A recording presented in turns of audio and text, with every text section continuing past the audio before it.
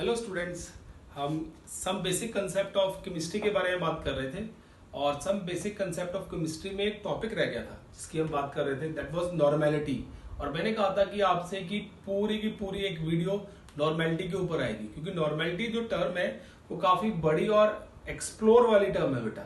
तो हम उसको भी खत्म कर देते हैं ताकि इसका कहीं आगे फर्दर यूज आए 11th क्लास में, तो आपको कोई प्रॉब्लम ना आए बेटा। चलो फिर स्टार्ट करते हैं विद द कंसंट्रेशन मेजर करने के लिए एक और टर्म होती है और हम उसको बोलते हैं normality. Let's start the lecture बेटा।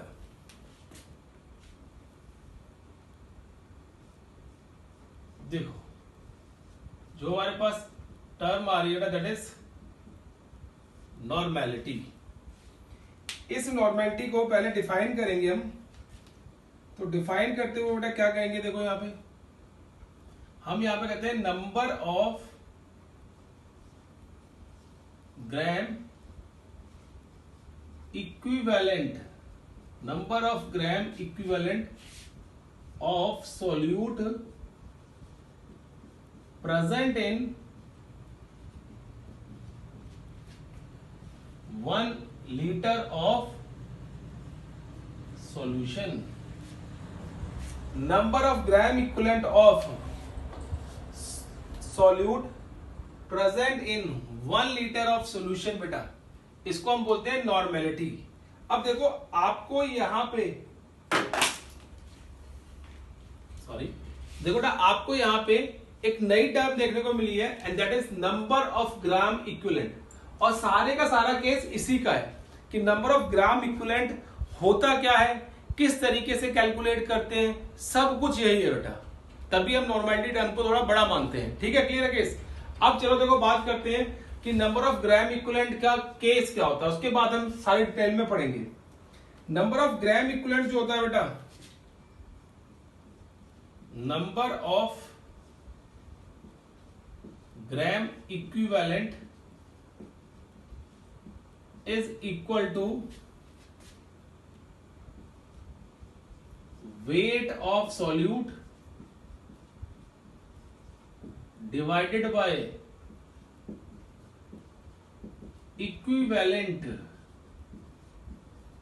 weight।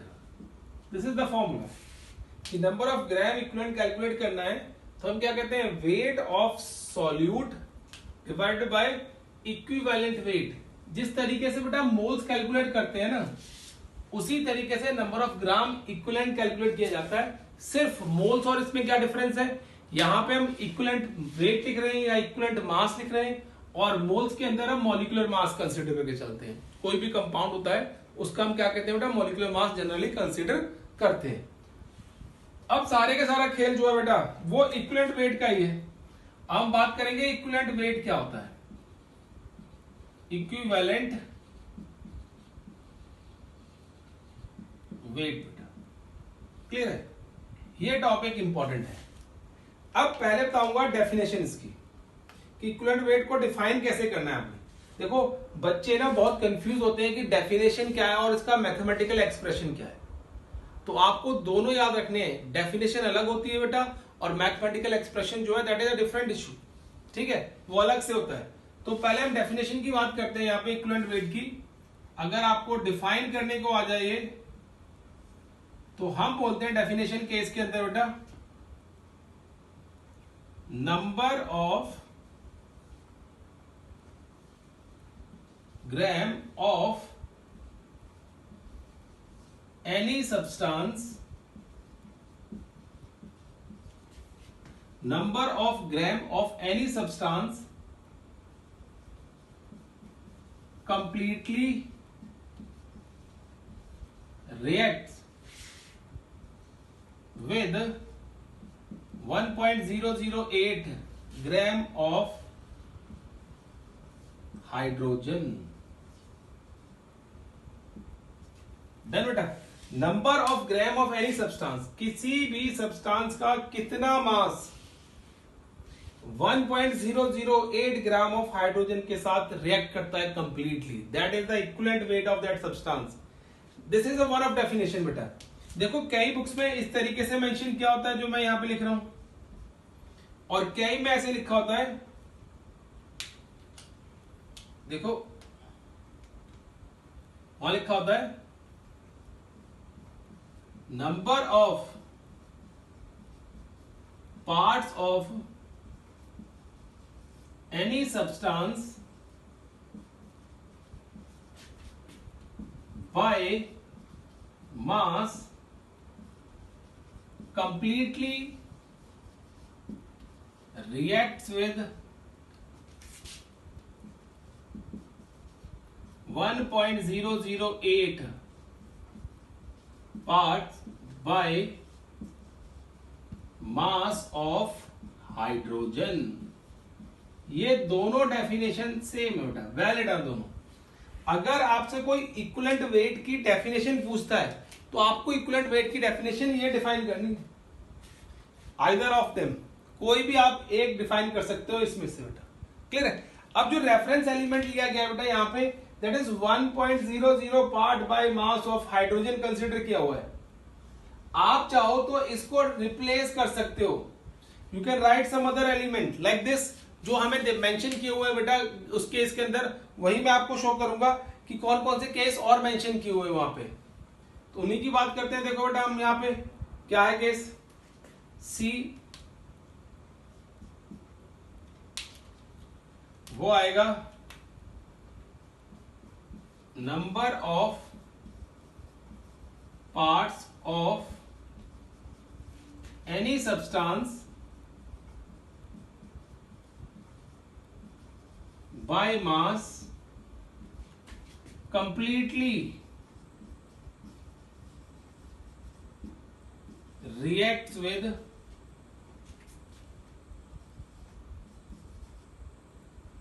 35.5 parts by mass of chlorine। देखो बेटा ये केस आता है, तो आप चाहो तो उसको विद रिस्पेक्ट टू क्लोरीन भी डिफाइन कर सकते हो। If you want to define it with respect to chlorine तो उस तरीके से भी डिफाइन हो जाता है, ये भी डेफिनेशन है, वैलिड डेफिनेशन है, आप ए और डेफिनेशन भी दे सकते हो। बस चेंजेस कहां पे है, यहाँ पे 1.008 part by mass of hydrogen है, यहाँ पे 35.5 part by mass of chlorine है। अब देखो बेटा इसकी थर्ड डेफिनेशन जो है डी, इसमें सारा कुछ सेम है, बस आपको डिफरेंस कहां लिखना है, देखो number of parts of any substance by mass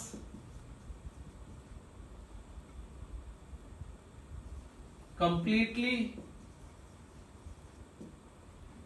reacts with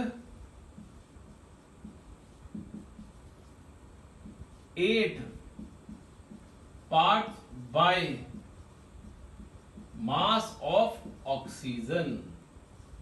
देखो तीनों की तीनों डेफिनेशन कराई है बेटा, क्योंकि कंपटीशन में वो कुछ भी पूछ सकते हैं, कितने part by mass of oxygen से वो कंबाइन करेगा। ठीक है, तो ये सिर्फ और सिर्फ डेफिनेशन है, this is the definition of equivalent wait. ये इक्विवेलेंट वेट की सिर्फ डेफिनेशन शो की है बेटा मैंने।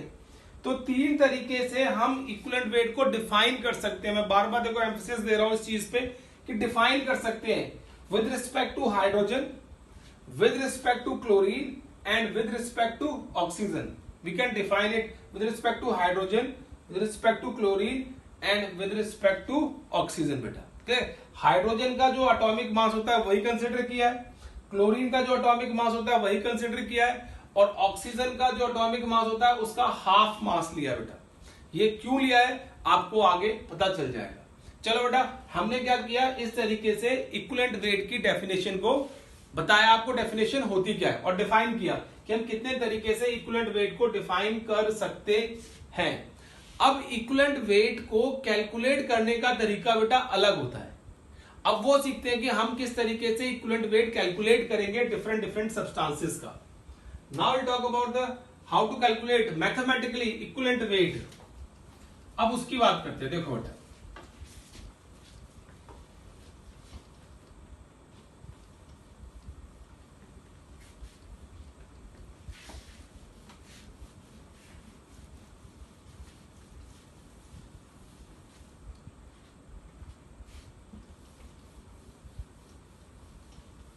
नाउ आई टॉक अबाउट कि मैथमेटिकली किस तरीके से हम क्या करेंगे बेटा, इक्विवेलेंट वेट को कैलकुलेट करेंगे अलग अलग सब्सटेंसेस के।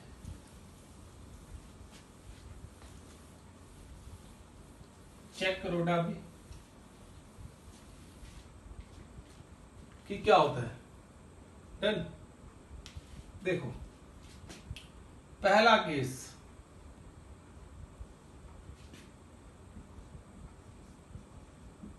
Equivalent weight of N acid, एक एसिड का इक्विवेलेंट वेट क्या होगा, what will be the formula for this, that is molecular mass divided by basicity, ये फॉर्मूला होता है।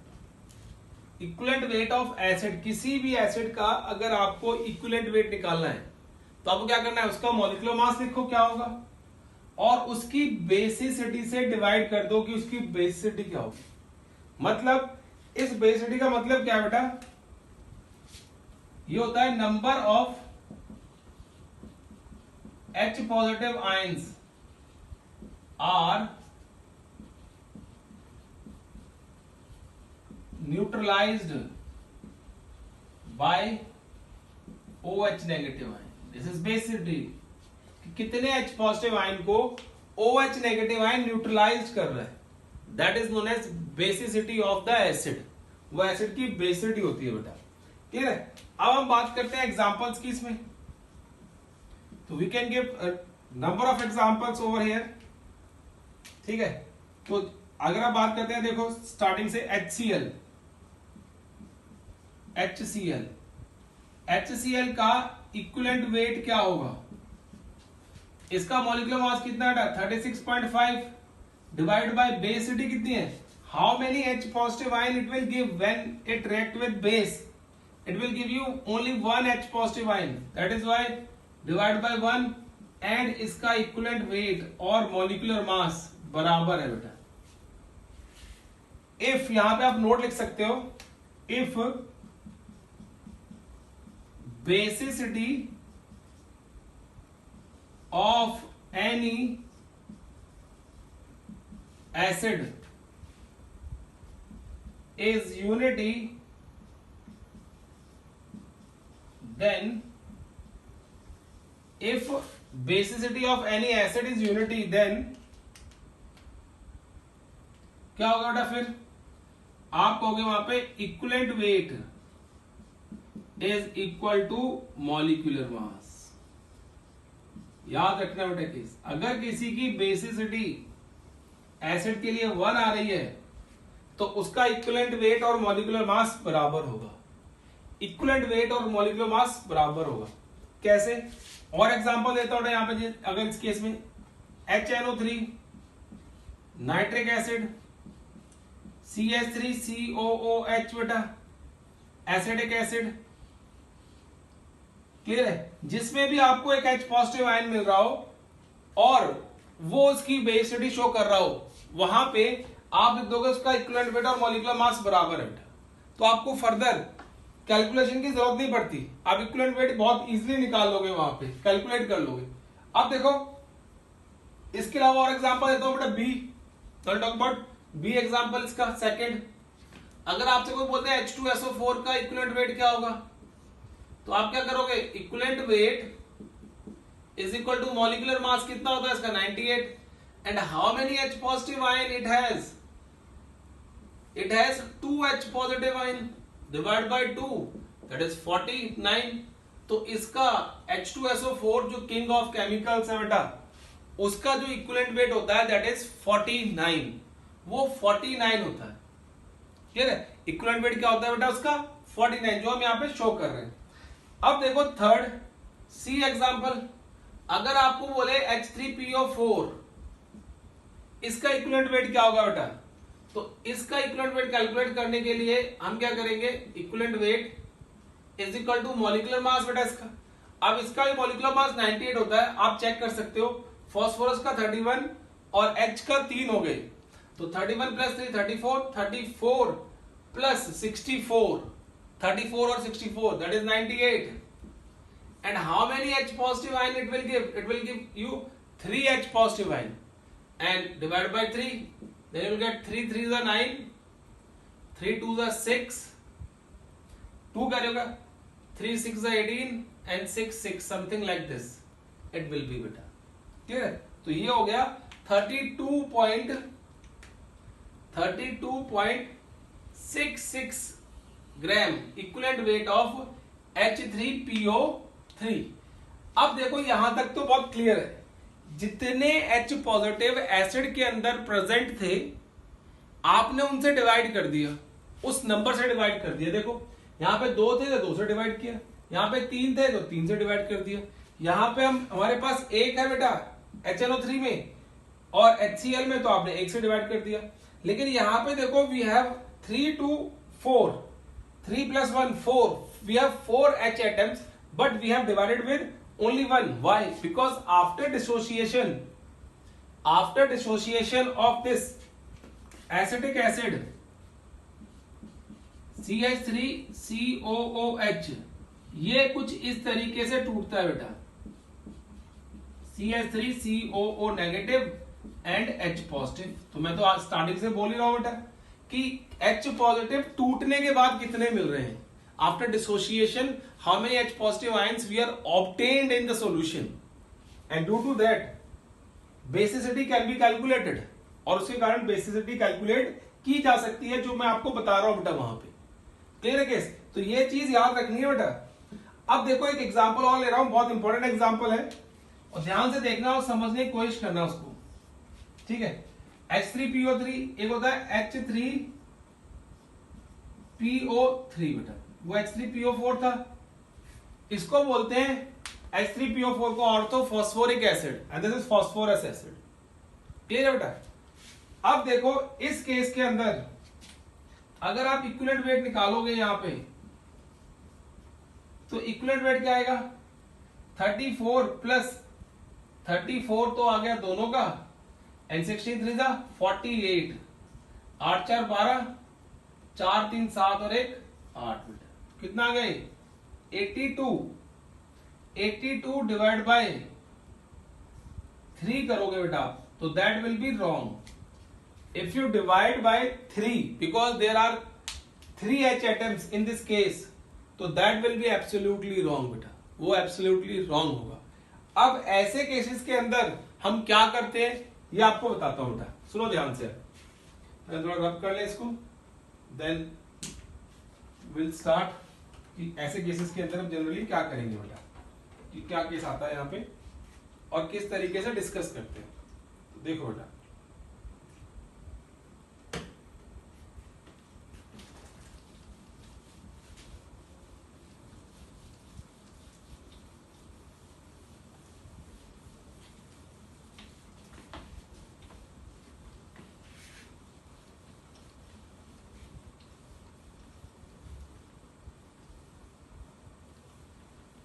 इसकी बात कर रहे हैं हम लोग. ठीक है?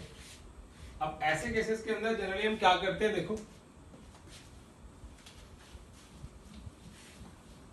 सबसे पहले जब भी आपको ऐसा केस मिले या कोई भी केस मिले एसिड का बेटा, तो try to draw the structure of that acid.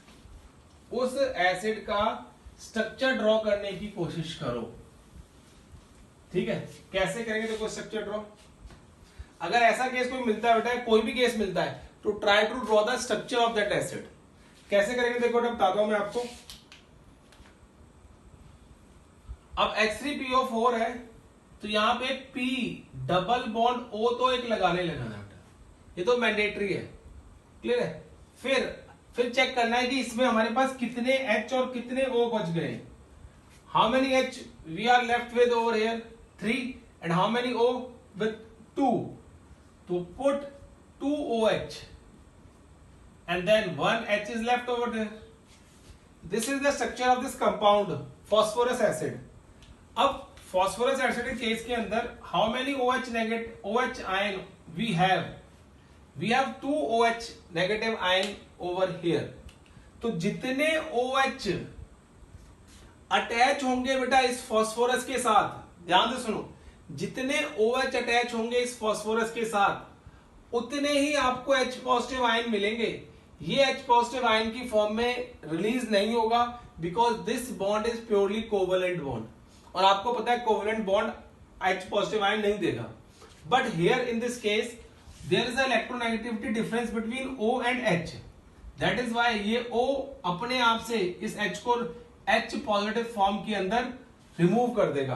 तो what will be the equivalent weight of this compound? Equivalent weight क्या आएगा बेटा फिर इस कंपाउंड का? That will be 82 divided by 2 and that will be 41। तो 41 is the right equivalent weight of this compound. तो इस तरीके से आप चेक कर सकते हो। देखो बेटा, आप कहोगे कि यहाँ पे कि बाकी के हमने स्ट्रक्चर क्यों नहीं बनाए हैं, बाकी के भी आप स्ट्रक्चर शो कर सकते हो। HCl के केस में तो इतना कुछ आता ही नहीं है, एक H एक और Cl शो करना है। HNO3 के केस में कुछ नहीं आता बेटा, वो इस तरीके से शो करते हैं, देखो HNO3। लेकिन अगर आप इसको देखोगे HNO3 का स्ट्रक्चर, HNO3 का स्ट्रक्चर बता रहा हूं बेटा, देखो HNO3, तो एक तो मैंडेटरी क्या बताना है आपको, double bond O। If O is present in any acid with H then you have to form N या central element double bond O। How many O we are left with? We are left with 2 O and 1 H, then this is 1 and this is 2, तो HNO3। अब how many OH we have in this case? 1, that is why it has basicity of 1। In the same manner, if you talk about H2SO4, H2SO4, so try to draw the structure S double bond O. How many O are we are left with? 3 and H2. So try to draw OH and OH and check the valency of this S atom and complete it. So how many OH we have? 2. That is why the molecular mass of H2SO4 was divided by 2 to get the equivalent weight of that acid. Done. And the next one was acetic acid. CH3 C double bond O and OH. ये इस तरीके से होता है, देखो बेटा structure इसका, यहाँ पे H है, यहाँ पे H है, यहाँ पे भी H है, इनसे हमें मतलब नहीं है, OH से मतलब होता है। और कितना OH है? 1, तो इसलिए इसकी बेसिसिटी क्या थी? 1 थी। तो हर एक का स्ट्रक्चर निकाल के ही हमने बेसिसिटी निकाली है, ऐसे अपने आप बेसिसिटी निकाली, स्ट्रक्चर ड्रॉ किया गया है, और जितने OH उस स्ट्रक्चर के अंदर मिले हैं उतनी उसकी बेसिसिटी हमने शो कर दी है, जितने OH मिले बेटा, या जितना H पॉजिटिव आयन डायरेक्टली मिला हमें। डन, क्लियर है केस? तो ये याद रखनी है बात, बहुत इंपॉर्टेंट बात है कि किस तरीके से हम चेक करते हैं। तो इस तरीके से किसी भी एसिड का आप इक्विवेलेंट वेट कैलकुलेट कर सकते हो। Now will talk about the next case, that is equivalent weight of base. Base का इक्विवेलेंट वेट कैसे निकालेंगे बेटा? देखो एसिड के केस के अंदर हम बेसिसिटी यूज कर रहे थे, और बेस के केस के अंदर क्या करेंगे? अपोजिट कर देंगे, एसिडिटी यूज करेंगे बेटा। यहाँ पे the term acidity will be used over here. तो देखो बेटा क्या करते हैं हम, second equivalent weight of base. Base का इक्विवेलेंट वेट क्या होगा? ठीक है, फॉर्मूला वही है क्या? Molecular mass divided by acidity. और एसिडिटी क्या होती है बेटा? Number of OH negative ions are neutralised by H positive ions. कितने OH नेगेटिव आयंस न्यूट्रलाइज होते हैं बेटा? H पॉजिटिव आयंस से। तो उसको हम बोलते हैं बेस एसिडिटी बेटा। Number of OH negative ions neutralised by H positive ion, तो उसको हम क्या बोलते हैं? Acidity of the base. वो बेस की एसिडिटी होती है। क्लियर? अब देखो एग्जांपल किस तरीके से कैलकुलेट करेंगे यहां पे। पहला case, equivalent weight of NaOH, ये डायरेक्ट है बेटा। तो मॉलिक्यूलर मास कितना होता है इसका 40 divide by 1। How many OH we have over here? Only 1। तो आपको बताया था अगर एसिडिटी भी 1 है, इफ, यहां पे लिख लो बेटा, if acidity is unity then equivalent weight is equal to molecular mass. Equivalent weight क्या होगा बेटा? मॉलिक्यूलर मास के बराबर होगा, ठीक है। देन उस केस में equivalent weight is equal to molecular mass आता है बेटा। अब देखो B, if you want to calculate equivalent weight of MgOH twice, magnesium hydroxide, तो इसका मास निकालो बेटा पहले। Mg का होगा 24, OH का 16 और एक 17, 17 इंटू 2 34, 34 प्लस 24 8 और 58, 34 एंड 24 बेटा। तो कितना आ गया? 58 आ गया। 58 divide by how many OH we have? 2, तो दैट विल बी 29। ये इक्विवेलेंट वेट आ गया 29। तो इस तरीके से बेस का इक्विवेलेंट वेट कैलकुलेट करना बहुत इजी होता है बेटा। जितने number of OH negative ion वहां पे शो किए होते हैं, उन सारे OH नेगेटिव आयन से आप डिवाइड कर दीजिए उसके मॉलिक्यूलर मास को, and then you will get the equivalent weight of the base बेटा। Now the third case, that is equivalent weight of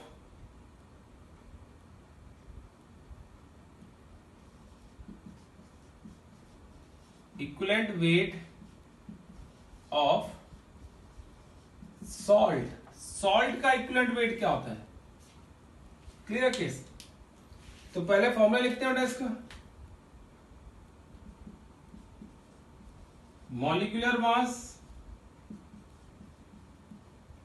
divided by total charge on cation. Cation के ऊपर total charge कितना होगा बेटा? उस salt का molecular mass लिखो और चेक करो टोटल चार्ज ऑन कैटायन कितना है। तो उसके आप क्या निकालोगे? Equivalent weight of the salt निकाल सकते हो। अगर मैं एग्जांपल दूं इसमें देखो, इक्विवेलेंट वेट ऑफ NaCl आपसे कोई पूछे तो क्या होता है? 58.5। And what is the charge on Na over here? It has one positive and one negative Cl. The total charge on cation is 1 positive, so that will be divided by 1. And here again the molecular mass and the equivalent weight is equal. वो क्या है बेटा? Equal आ गया। अब देखो दूसरा example इसका B. If talk about the B example over here, तो हम क्या कहेंगे? देखो बेटा, चलो यहां लिख लेते हैं B example. Equivalent weight of it is MgCl2। तो Cl का होगा 35.5, 2 है बेटा, तो कितना हो गया? 71। 71 plus 24 95। And the charge on Mg, जो Mg यहां पे शो किया हुआ है बेटा, उसमें कितना चार्ज है? +2, तो that is divided by +2। And the equivalent wait will be 2 4s are 8, 2 7s are 14.5, 47.5 is the equivalent weight of MgCl2 बेटा। क्लियर है? अब देखो third example, equivalent weight of Na2SO4 salt है। अब देखो Na के कितने आइटम्स है बेटा? यहाँ पे 2। एक का कितना? 23 प्लस 23 46, 46 प्लस 32, प्लस कर लो बेटा इनको, 46 32 16 4 64, 10 2 12 5 3 8 और 6 14, that is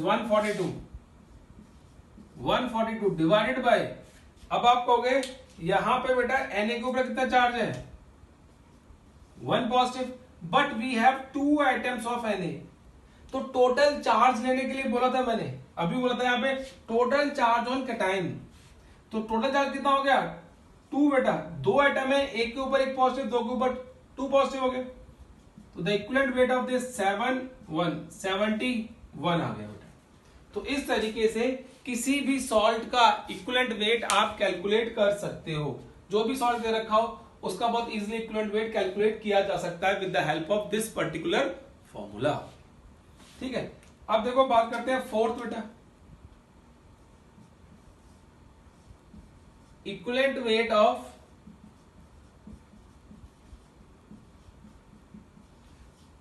atom of an atom. एक एटम का इक्विवेलेंट वेट क्या होगा, देखो बेटा, atomic mass divided bye valency of atom, valency क्या होगी बेटा, क्लियर है, atomic mass divide by valency of an atom. अब देखो एग्जांपल यहां पे,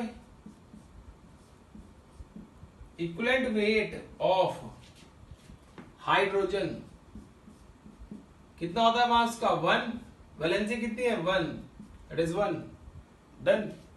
इसी तरीके से देखो बेटा, equivalent weight of Cl chlorine कितना होता है बेटा 35.5, एटॉमिक मास है, वैलेंसी कितनी है 1, तो कितना आ गया 35.5। See equivalent weight of oxygen बेटा कितना है 16 डिवाइडेड बाय वैलेंसी कितनी है इसकी 2, विच इज इक्वल टू 8। अब देखो जो एटम्स की बात कर रहे हैं, तो मैंने एटम्स के वो एग्जांपल लिए हैं जो हमने डेफिनेशन में एटम्स कंसीडर किए थे, तो देखो बेटा वहां पे 1.008 अप्रोक्सीमेटली इक्वल टू 1 आ गया, 35.5 is the equivalent weight of chlorine and 8 is the equivalent weight of oxygen. That is why we are taking 8 over there, because 8 is the equivalent weight of oxygen. वो oxygen का equivalent wait है बेटा, उसके कारण हमें वहां पे 8 ले रहे थे। तो किसी भी इक्विवेलेंट वेट से, इन तीनों के इक्विवेलेंट वेट से जितना भी अमाउंट ऑफ सब्सटेंस रिएक्ट करेगा, that will be the equivalent weight of that substance, वो उसका इक्विवेलेंट वेट होगा बेटा। ये हमने डेफिनेशन बनाई हुई है with the help of this बेटा, क्लियर है।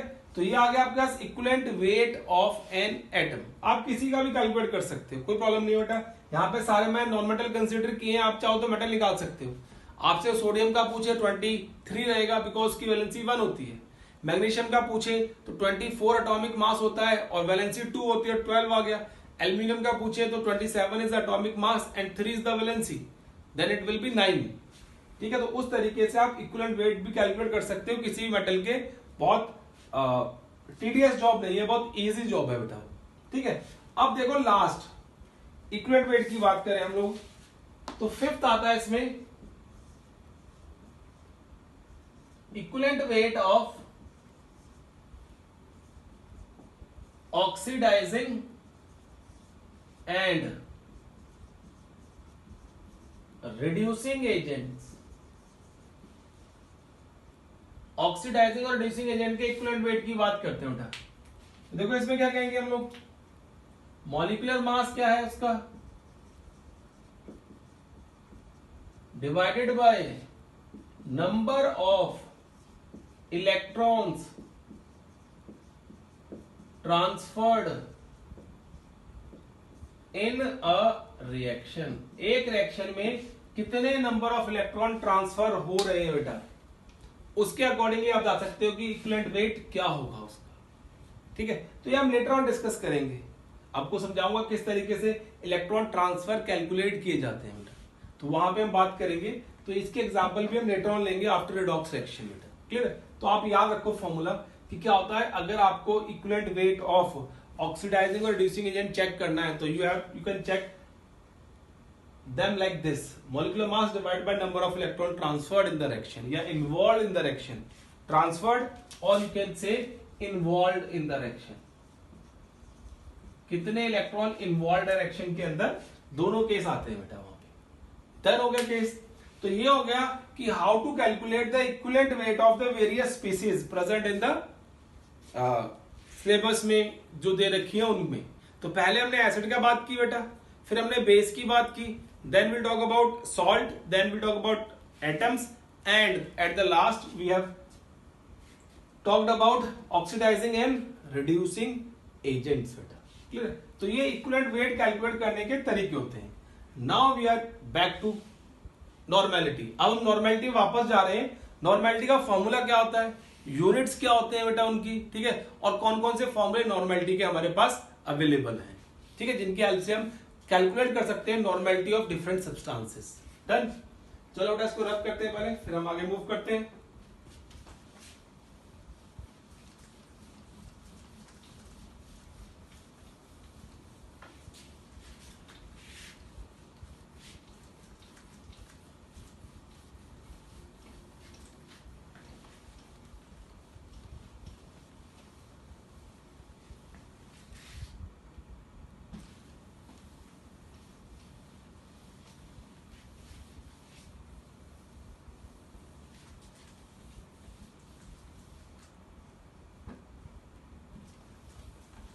देखो बेटा हम चेक करते हैं, वापस आते हैं नॉर्मेलिटी पे.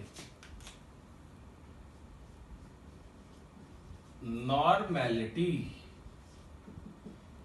इसको हम कैपिटल एन से डिनोट करते हैं पहली बात, ठीक है. अब देखो इसके कितने फॉर्मूले बनते हैं और कौन सा फॉर्मूला लगाना है वो आपको पता चलेगा कि क्वेश्चन में क्या दे रखा है, उसके अकॉर्डिंगली आप फॉर्मूला लगाना हर एक, ठीक है बेटा. देखो पहला फॉर्मूला इसका, capital N is equal to number of gram equivalent divided by 1 litre of solution. ये है बेटा number of gram equivalent divided by 1 litre of solution. This is the first formula. अगर नंबर ऑफ ग्राम इक्विवेलेंट आपको दे रखे हैं और volume of solution दे रखा है लीटर, तो आप ये फॉर्मूला अप्लाई करोगे बेटा यहां पे, and you will apply this particular formula over here. First formula देखो. डन. अब आपको पता है कि नंबर ऑफ ग्राम इक्विवेलेंट हम कैसे निकालते हैं बेटा, WB अपॉन EB. WB क्या होता है, गिवन वेट, ये होता है गिवन मास, क्वेश्चन में जो भी दे रखा हो, and EB is the equivalent wait. ये क्या है बेटा, इक्विवेलेंट वेट. तो पुट कर दो वाले फॉर्मूले में, तो सेकंड फॉर्मूला आपको मिल जाएगा WB upon EB into 1 upon 1 litre of solution. फिर से बेटा क्या है हमारे पास, जो सॉल्यूशन है वो लीटर में दे रखा है, the solution is in litre. This is the second formula, you can apply over there. Now talk about third formula. if the solution is given in ml, अगर सॉल्यूशन हमें ml में दे दिया, and the most common formula बता रहा हूं बेटा, that is n is equal to WB EB into 1000 divide by volume of solution in ml. ml में क्या होगा, वॉल्यूम ऑफ सॉल्यूशन बेटा. ये आ गया case, and this is the third formula. ये क्या है बेटा, थर्ड फॉर्मूला. तो इस तरीके से हम 3 फॉर्मूले नॉर्मेलिटी के जनरली चेक करते हैं. वैसे तो एक ही फॉर्मूला है, लेकिन हमने 3 पार्ट्स में डिवाइड कर दिया इसको according to the given quantity और the given substances in the question. में किस तरीके से रखा है. If the number of gram equivalent is given, then you can apply this और वॉल्यूम ऑफ सोल्यूशन अगर लीटर में है तो अगर वॉल्यूम ऑफ सोल्यूशन लीटर में है but you are given with the weight of the substance then you can apply this. If the volume of solution in ml and the weight of substance is given then you can apply this. और भी आप further modification कर सकते हो normality के फॉर्मूले लगाते हुए बेटा. क्लियर है. अब चलो बात करते हैं इसकी यूनिट्स की बेटा कि यूनिट क्या होती है नॉर्मेलिटी की. If we talk about the units of normality तो यूनिट्स में आप क्या लिख सकते हो. You can right capital N और you can right normal and you can right gram equivalent per litre. जैसे हम बोलते हैं मोल्स पर लीटर, इसमें क्या बोलते हैं ग्राम इक्विवेलेंट पर लीटर बेटा. डन. तो ये तीनों यूनिट्स आप लगा सकते हो if you want to calculate the normality of any solution. ठीक, कोई भी एक अप्लाई करते हो जनरली हम कैपिटल एन लगा के बेटा काम चला लेते हैं सारे के सारे. तो आप भी कैपिटल एन यूज करो, गलती होने के चांसेस कम होते हैं बेटा. अब देखो इसके अलावा नॉर्मेलिटी के और भी एक दो फॉर्मूले हैं जस्ट लाइक मोलैरिटी. कैसे देखो बेटा, ये आ गया फोर्थ वन. अपॉन डाइल्यूशन, जब डाइल्यूट करना हो नॉर्मल सॉल्यूशन को तो इसमें बेटा वही केस आता है. देखो अपॉन डाइल्यूशन में N1 V1 is equals to N2 V2. अब यहां पे एक खास बात है, there is no need to apply stoichiometry because normality is always without stoichiometry. Okay, वो सेम ही होगी. इसलिए N1 V1 is equal to N2 V2 बेटा अपॉन डाइल्यूशन, डाइल्यूट करने पे सोल्यूशन को, और upon mixing when you mix two solutions of different normalities and you have to calculate the final normality of the solution, then you will apply N1 V1 plus N2 V2 is equals to N V1 plus V2.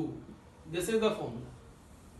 क्या है बेटा हमारे पास कि N1 V1 पहले की normality और volume, दूसरे की normality and volume, and this is the final. ये फाइनल नॉर्मेलिटी है सॉल्यूशन की. This is total volume of the solution कितना है बेटा. तो ये फॉर्मूला अप्लाई करते हैं जब हम दो अलग अलग नॉर्मेलिटी वाले सॉल्यूशंस को जिनका वॉल्यूम कुछ भी हो उनको मिक्स करते हैं and we have to find out the final molarity of the solution after mixing. तो we applied this to formula over there बेटा. हम क्या करते हैं, ये फॉर्मूला अप्लाई करते हैं वहां पे. अब देखो एक रिलेशन भी आता है इसमें, relation between normality and molarity, क्योंकि नंबर ऑफ मोल्स और इक्विवेलेंट वेट का ही फर्क है बेटा.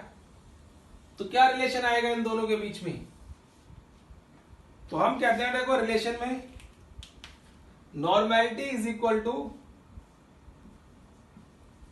Normality is equal to molarity होती है, हमेशा याद रखना, multiply by normality is equal to molarity multiply by molecular मास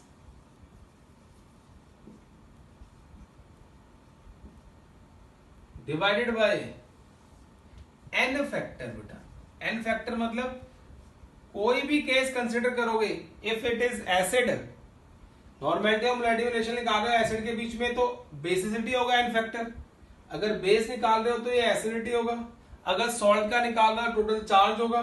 अगर आप एटम का निकाल रहे हो तो वैलेंसी होगा and so on. This is the relation between normality and molarity. Normality और मोलैरिटी में ये रिलेशन होता है. अगर ये एन फैक्टर की वैल्यू बेटा, if the value of n factor over here is same, no but I think it has some problem. देखो क्या होता है बेटा, मैं आपको बताता हूँ क्या है. This is not the molecular mass. Molecular mass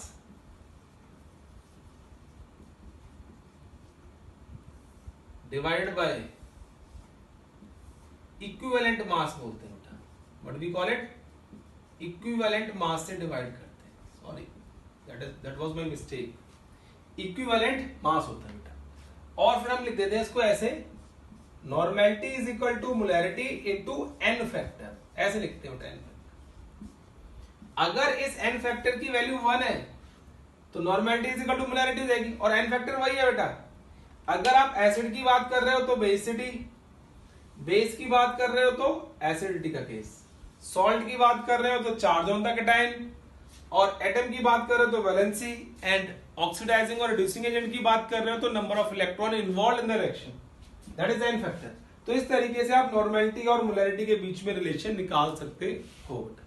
clear है?